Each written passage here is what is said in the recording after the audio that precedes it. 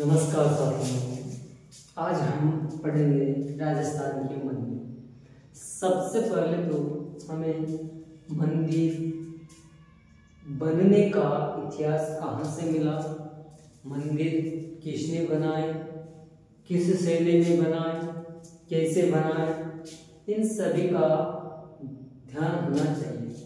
मंदिर क्यों बनाए, कौन कौन सी शैली में बनाए गए, किस किस तरीके से इनका निर्माण किया गया है। तो साथियों, सबसे पहले जो वैदिक काल था उसमें शतपथ ब्राह्मण एक वेदों का पार्ट था। उस पार्ट में सबसे पहले मंदिरों का उल्लेख मिला है। किसमें मिला है? शतपथ ब्राह्मण में। अब साथियों बात करते हैं ये मंदिर बनाए गए उनकी किस तरीके की शैली है।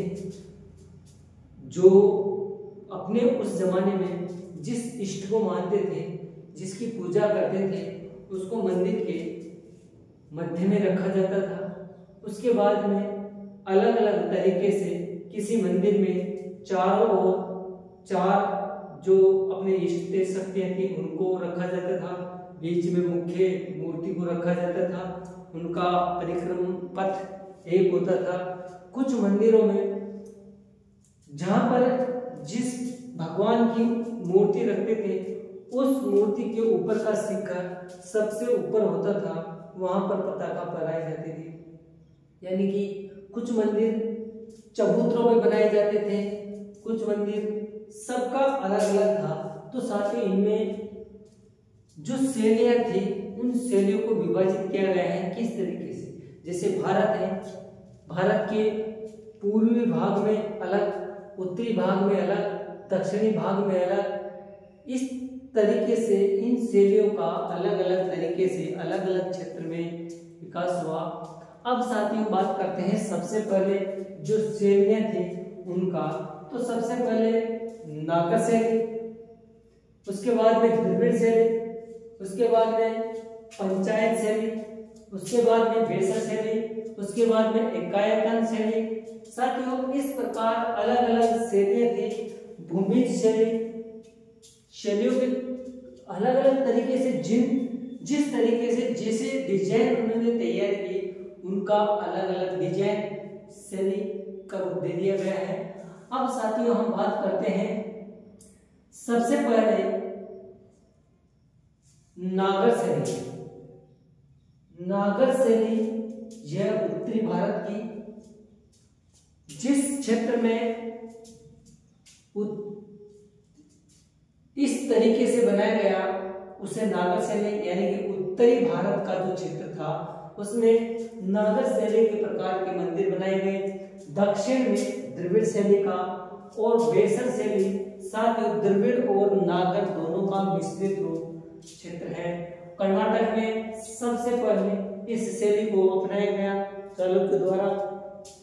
बात करते हैं शैली के किस तरीके से मंदिर बनाए गए। सबसे पहले ये मंदिर आपको दिखाई दे रहा है। इस मंदिर में ये एक चबूतरा है, साथ ही ये चबूतरा है और चबूतरे पे मंदिर बनाए जाते थे। सबसे पहले ये एक मंडप है यहाँ पर बना हुआ है, उसके बाद में ये मंडप है, उसके बाद में ये मंडप है और उसके बाद में ये, यानी कि इस तरीके से मंदिर का निर्माण किया जाता था। इसको अर्ध मंडप,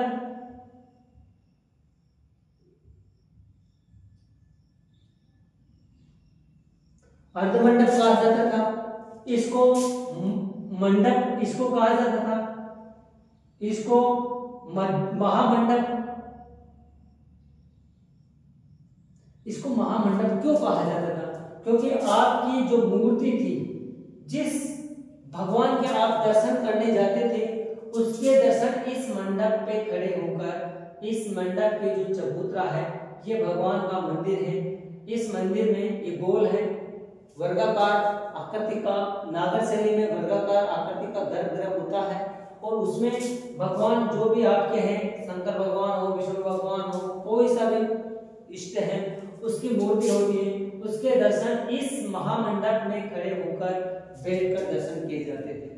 साथियों, इसको अर्धमंडप, जो प्रारंभ में जो मंडप था उसे अर्धमंडप, मध्य में है उसे मंडप कहा गया, और जो लास्ट में है उसे महामंडप, बड़ा मंडप, जहां पर श्रद्धालु खड़े होते हैं।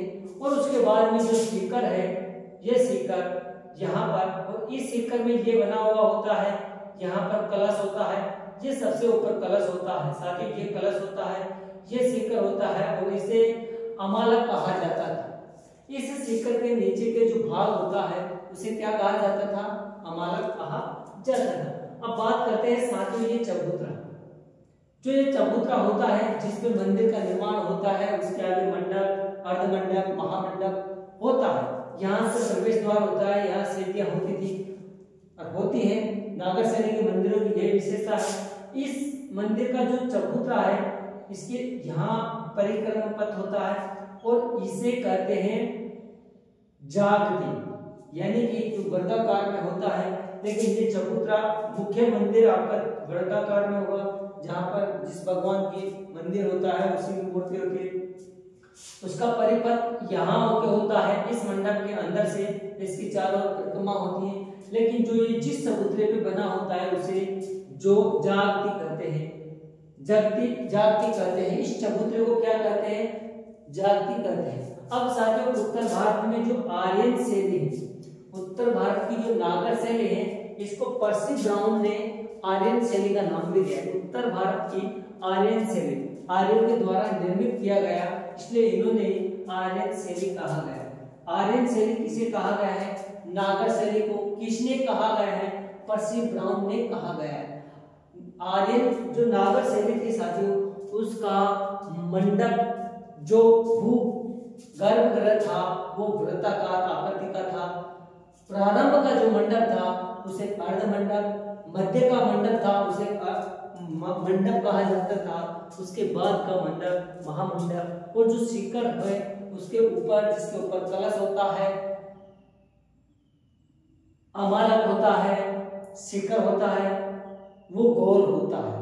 बाकी ये चतुराकार के भी हो सकते हैं, चतुर्भुजाकार के। अब साथियों आगे चलते हैं। राजस्थान में इस नागर शैली के मुख्य मंदिर जो हैं वो कौन कौन से हैं? राजस्थान में मुख्य मंदिर जो कौन कौन से हैं? वैसे हम राजस्थान के सभी मंदिरों को पढ़ेंगे जो मुख्य एग्जाम में जिनसे क्वेश्चन पूछा जाता है। ये एक शैली है, किस किस शैली में कौन कौन से मंदिर कैसे कैसे उदाहरण मिले हैं उतना सा अध्ययन करना है। नागर शैली में सोमेश्वर का मंदिर जो किराड़ू बाड़मेर में है, सोमेश्वर का मंदिर, अंबिका माता का मंदिर जगत सरोवर में है, दद्दी माता का मंदिर कोट मांगलोर नागौर में है, और साथियों ओसिया के मंदिर जो जोधपुर ग्रामीण में है। ये सभी किस शैली के हैं?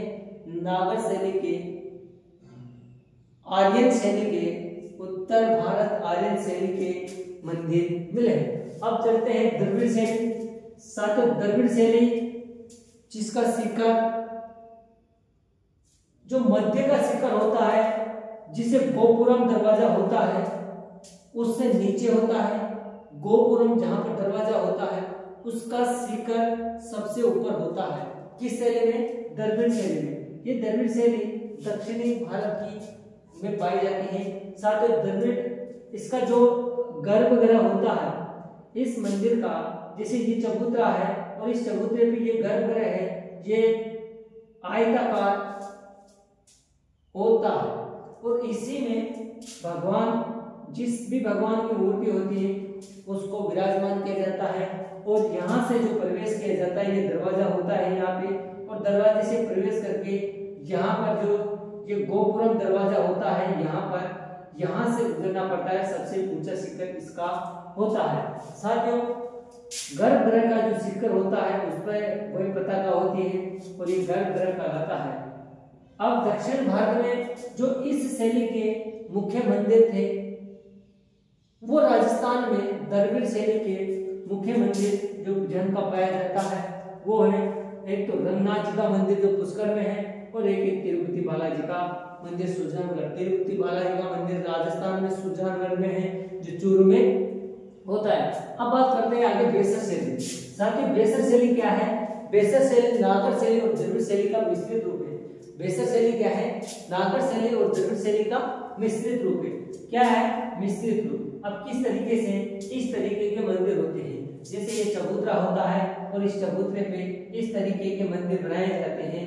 साथ ही ये इस तरीके के मंदिर होते हैं, इसे कहा जाता है बेसर शैली। यानी कि नागर शैली का ये द्रविड़ शैली और नागर शैली, और यहाँ पर तो द्रविड़ और नागर शैली का मिश्रित रूप क्या कहलाता है? बेसर शैली कहलाता है। चालुक्य मंदिर कर्नाटक एलोरा की गुफा और वेलूर के मंदिर बेसर शैली के मुख्य उदाहरण। सबसे पहले उदाहरण, सर्वप्रथम इस बेसर शैली का को विकसित किया है कि कहाँ किया है? कर्नाटक में। अब आपसे राजस्थान की जीके पढ़ रहे हो, राजस्थान के कल्चर पढ़ रहे हो, राजस्थान के मंदिर पढ़ रहे हैं, तो आपसे सर्वप्रथम बेसर शैली का विकास भारत में कहाँ हुआ है? तो आपको याद होना चाहिए कर्नाटक में हुआ है। अब बात करते हैं, एक शैली और रह गई है, द्रविड़ शैली, नागर शैली और बेसर शैली, दोनों का मिश्रित रूप बेसर शैली। अब एक शैली है पंचायतन शैली और एक होती है एकायतन शैली और एक होती है भूमिज शैली। ये इनके विशेष मंदिर नहीं है, इन्हीं की उपशाखा कह सकते हैं। लेकिन पंचायतन शैली, साथ ही ये पंचायत शैली किसका? नागर शैली का विस्तृत रूप है। ये नागर शैली है, इसका बड़ा रूप होता है। साथियों इसका एक बड़ा रूप होता है, यानी कि एक बड़ा सा चबूतरा होता है, उस पे ये मंदिर बनाए जाते हैं। सबसे पहले इस शैली में, पंचायत शैली में अगर आपको मिलेंगे तो विष्णु के मंदिर, विष्णु भगवान के मंदिर सबसे ज्यादा मिलेंगे। जब इस शैली में, साथ ही जैसे ये शैली, ये चबूतरा है और इस चबूतरे पे जो